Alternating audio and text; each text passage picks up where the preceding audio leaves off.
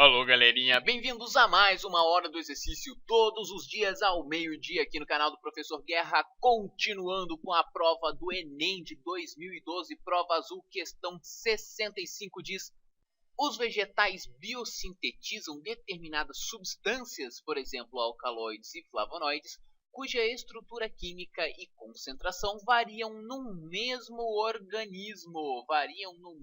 organismo em diferentes épocas do ano e estágios do desenvolvimento. Muitas dessas substâncias são produzidas para adaptação do organismo às variações ambientais, radiação UV, temperatura, parasitas, herbívoros, estímulo a polinizadores, etc., ou fisiológicas, crescimento, envelhecimento, frutificação, etc, etc, etc. As variações qualitativa e quantitativa na produção, o que é isso? O que ela produz, qual substância ela produz e quanto dessa substância ela vai produzir durante um ano são possíveis porque o material genético do indivíduo, no caso de uma planta, o material genético é DNA, no caso de um eucarioto, no caso de algum organismo com células, na verdade. Os únicos que podem ter RNA como material genético são alguns vírus, mas tudo bem.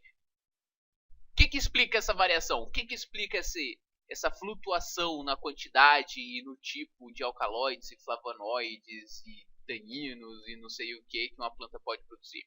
Letra A.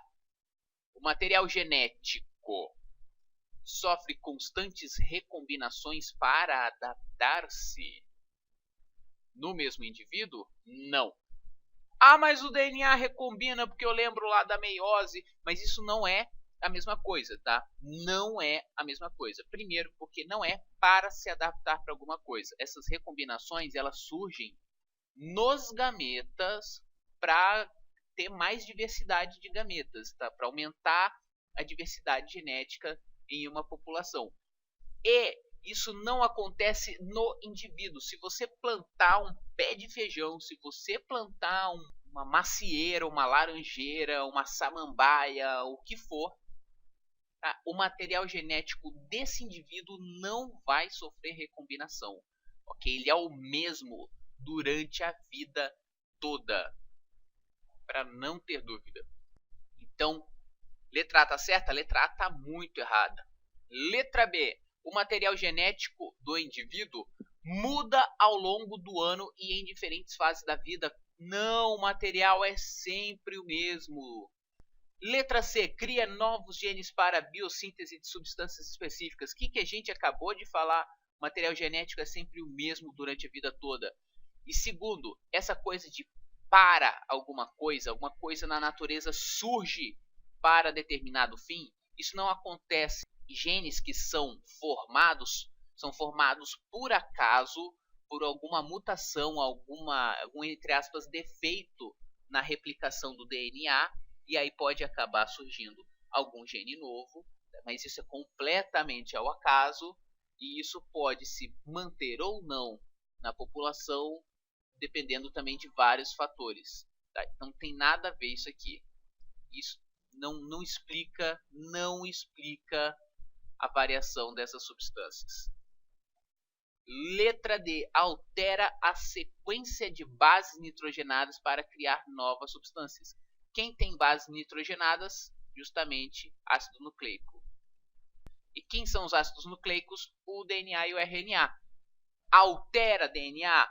Não altera. Então tá tudo errado aqui, não tem. Basicamente as 4 primeiras alternativas estão querendo dizer a mesma coisa e a mesma coisa errada. E aí a letra E diz: possui genes transcritos diferentemente de acordo com cada necessidade. O que é a transcrição gênica?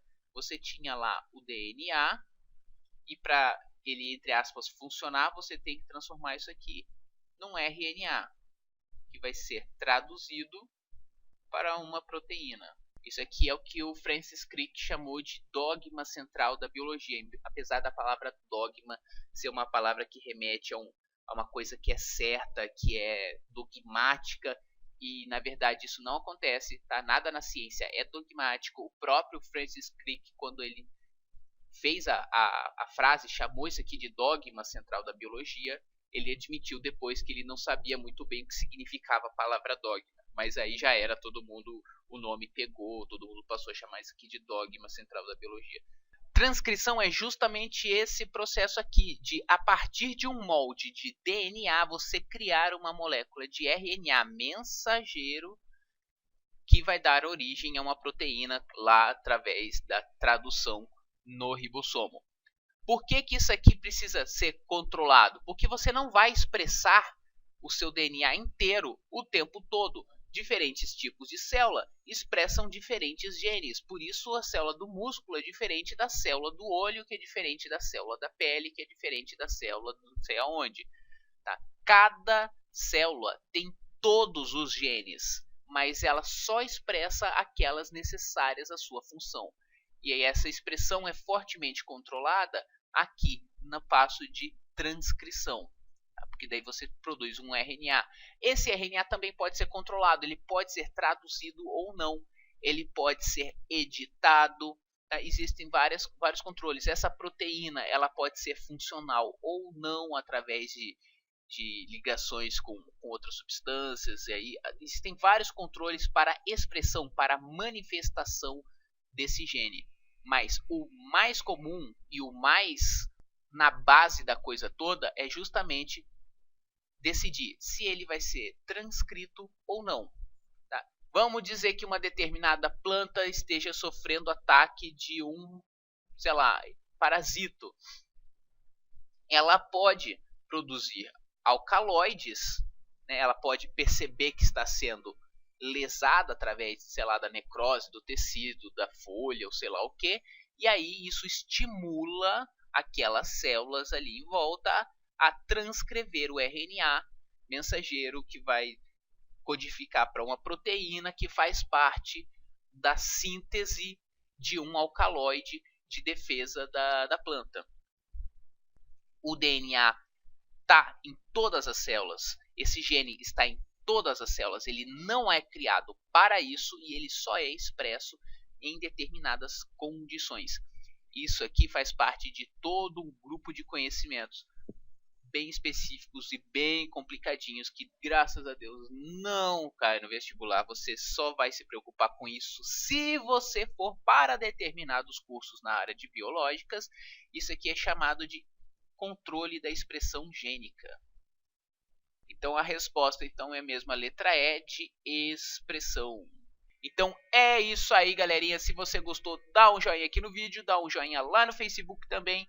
Se inscreve no canal porque todo dia tem exercício novo. Amanhã tem mais e até a próxima.